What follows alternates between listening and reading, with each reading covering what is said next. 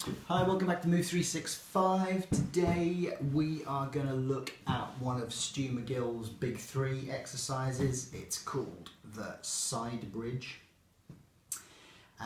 Please click the bio, go to the YouTube channel for the full-length video.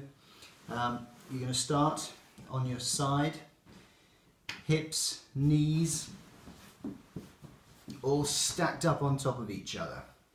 So try and just get as vertical through the hips as you possibly can. Again, similar with the shoulders. You'll probably start slightly relaxed, just sort of sinking into the shoulder.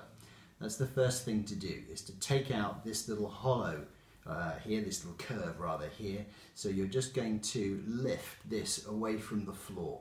What that does is to switch on a muscle called latissimus dorsi, goes from the shoulder to your hips, your lower back, and you can feel it as a little ridge that pops up as you set the shoulder. So you're going to keep that set shoulder position throughout the whole process. If you need a little bit of additional support on the shoulder, you can pop your hand on top of the shoulder and just really anchor that down.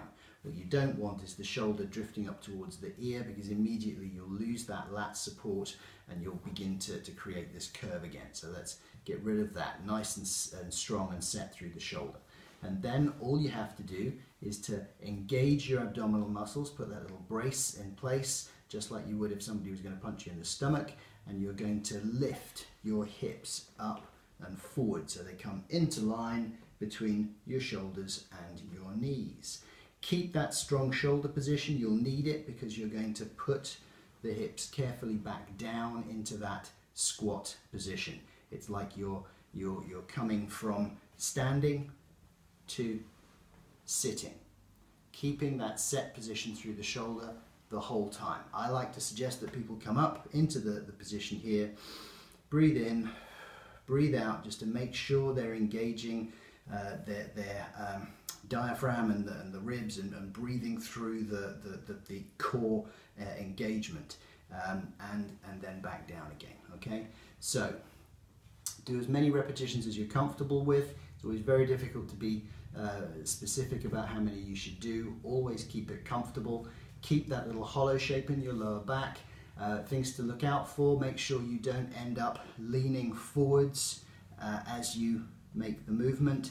Try and keep everything stacked vertically, hips, knees, feet on top of each other, and maintain that nice set position through the shoulder all the way through. Obviously, then flip over and do some repetitions on the other side. Hope that's helpful.